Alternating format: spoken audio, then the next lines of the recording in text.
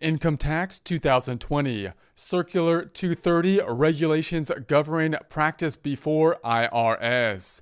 Come in, relax with Income Tax 2020. The Circular 230 can be found on the IRS website at irs.gov and then type in to the search for Circular 230. We'll take a look at it shortly, but first we'll take a look at some key components to be considering related to it. So the Circular 230 sets forth rules which must be followed by all paid tax preparers. So if you're preparing tax returns and being a paid tax preparer, then you want to make sure that you are in compliance with what you need to do to be a paid preparer. Includes ethical standards and expectations, so that's going to be what will be included within it. Now note, of course, if you do your own tax return, then you're not a paid preparer, you're preparing your own tax return. We're primarily concerned here with people that are paid preparers. They're accepting money for the service of preparing tax returns on behalf of or for someone else, for clients, for taxpayers. So here's some key components to keep in mind.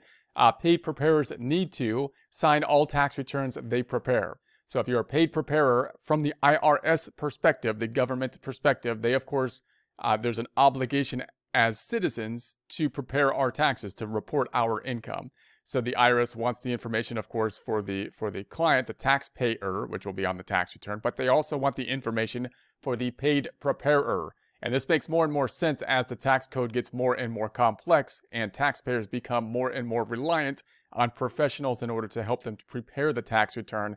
We want to make sure that the profession of tax preparers is a good, trustworthy profession so people can depend on them in order to help them with something that they may not have the capacity. You know, they don't have a lot of time to be looking at the tax code all the time. So it's one of those professions, of course, then we want to keep that up to par.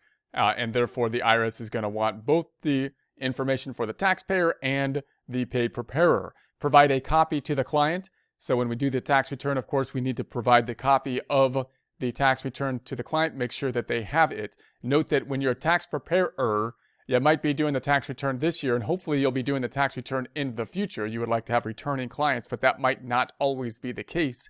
They need to have, of course, a copy of the tax return so that they have it for their records, because when the IRS goes back and asks questions, they're not going to go to the paid preparer, they're going to go to the client, the taxpayer. And so they need to have that information. Return records to the client. So the records that are provided to the paid preparer are, of course, the client's records, not the paid preparer's. The paid preparer is then performing the service of preparing the tax return based on the information that is provided to them. They need to return that information to the tax preparer because it is theirs. So exercise due diligence and best practices. So we want to make sure that when taking positions on the tax return, we're doing our due diligence and being in compliance with best practices to do so. Notify clients of errors on a client return. So if there is a problem, if there is an error and we become aware of it, we should notify the client about it. Provide information to the IRS. So we need to provide the information necessary to the IRS. Inform a client if the client made an error. So once again, we shouldn't just take the client information and see an obvious error, for example, and then just enter it into the tax return as if nothing's going on here. No, if we see an error and it's an obvious error, then we should inform the client that there is an error.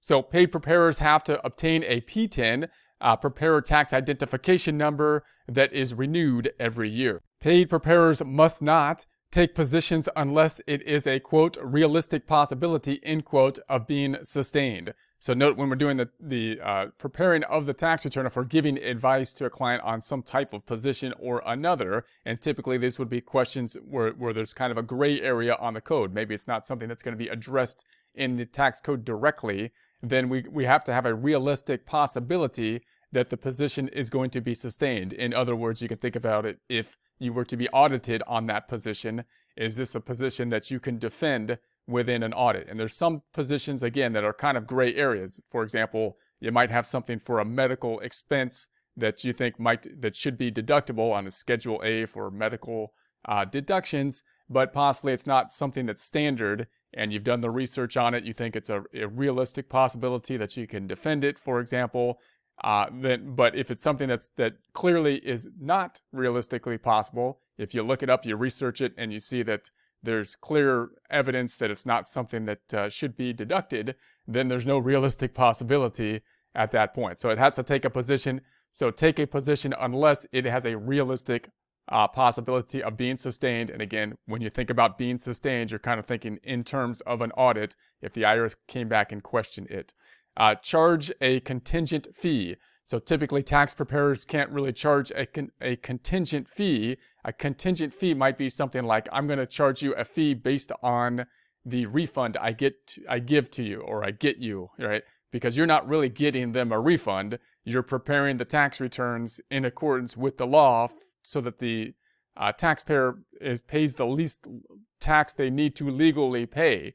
If you then have a contingent fee basically that's based on the amount of the refund, then that compromises at least the look of your ability to be impartial. Your service shouldn't be based on how big the refund is going to be. It should be based on doing the return properly. And also note that the refund is also a function of course, how much was withheld during the year. So if there was a contingent fee based on how high the refund would be, you could see how that can lead to incentives that would not be good.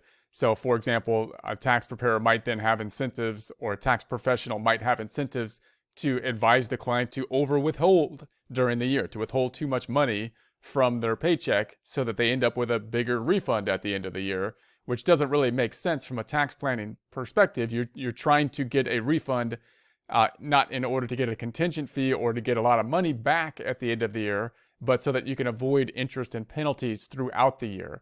Also, you can imagine scams that could take place where people are preparing tax returns and taking very unreasonable positions, such as positions up top that do not have a realistic possibility of being sustained upon audit or something like that, and then having a refund, getting a component or a piece or a contingent fee of the refund, and then possibly they leave. That's what a scam kind of practice might look like, right? They're taking unreasonable positions and they're basically charging a contingent fee based on the refund, and then they leave and they're not there in the following year. So to avoid those types of things, you want to have both in appearance and in actuality, of course, to have an objective opinion, and to do that, no contingent fees would typically be better for that. So that would be the case. So charge an unconscionable fee. So you can't charge like an unconscionably high fee, of course, because again, the goal here is to maintain integrity in the tax profession. So cash an IRS check for a client. So if the client gets a check, then the tax preparer shouldn't be the one that's cashing the check, right? The check should then go directly to the taxpayer, not to the preparer of the return. So represent a client if there is a conflict of interest. So you want to make sure that if you are to represent the client, and notice if you're going to be, in other words, acting basically as an agent of the client, acting in some way on the client's behalf with representation to the IRS, you want to make sure that there's no conflict of interest. You want to be independent so that you can do so in an independent way and look out for the client's interests, not for your interests. Again, that's important to have both in appearance and in actual fact. So you might say, well, if there's a conflict of interest in appearance, you might say, well, that doesn't really make me compromised. I still will do my best job and whatnot. But notice that it's a lot more difficult to make arguments if you have a conflict of interest basically in appearance, even if you're trying to be objective in fact. So if there's a conflict of interest, typically then you don't want to be representing that in that case typically. So represent a client if there is, they will not represent a client, must not represent a client if there's a conflict of interest. Make false fraudulent statements. So obviously you don't want to, no lying would be involved here. Fraudulent statements being basically false statements and trying to intentionally deceive. So here is the Circular 230. You can find it on the IRS website, Regulations Governing Practice Before the Internal Revenue Service. Now notice when you're talking about practicing before the Internal Revenue Service, you're basically talking about acting kind of as an agent of someone else. You're kind of acting like a lawyer. You know, a lawyer acts as an agent for a client and acts on their behalf, making decisions basically for their client in their client's best interest before, say, a court. Same kind of practice here, except now we're limited not to a court per se, but to practicing before the Internal Revenue Service, still representing basically a client, the taxpayer. So we want to be in compliance with the regulations to act as or in that role. So if you scroll down and you take a look at the information here, we got the practice before the department, subject to Section 500 of Title V. The Secretary of the Treasury may regulate the practice of representatives of persons before the Department of Treasury, and before admitting a representative to practice, require that the representative demonstrate good character, good reputation, necessary qualifications to enable the representative to provide to persons valuable service, and competency to advise and assist persons in representing their cases. So they're trying to basically obviously look at a profession here, make sure that we have a profession that people can basically trust on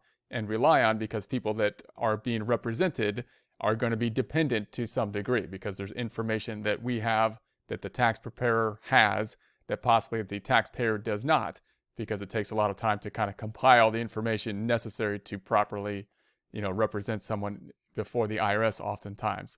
So B, after notice of opportunity for a proceeding, the security may suspend or disbar from practice before the department, or censor a representative who is incompetent, is disreputable, violates regulations prescribed under this section, or with intent to defraud, willfully and knowingly misleads or threatens the person being represented, or a prospective person to be represented. The security may impose a monetary penalty on any representative described in the preceding sentence if the representative was acting on behalf of an employer or any firm or other entity in connection with the conduct giving rise to such penalty.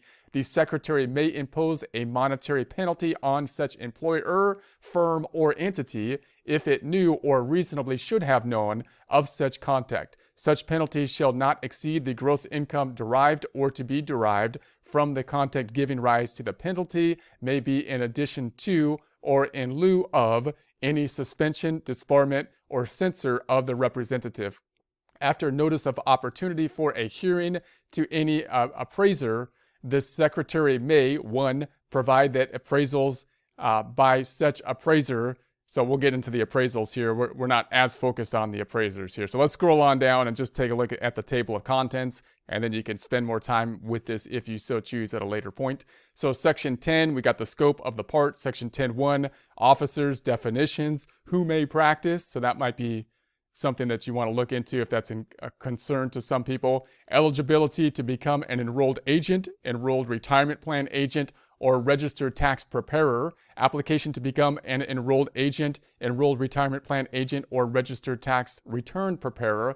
Term and renewal of status as an enrolled agent, enrolled retirement plan agent, or registered tax return preparer. So those could be of interest to some people if you're concerned with those professions or want to know more about them. Representing oneself, participating in rulemaking, limited practice and special appearances, return preparation and application of rules to other individuals, continuing education providers, and continuing education programs. Then subpart B, duties and restrictions related to practice before the Internal Revenue Service.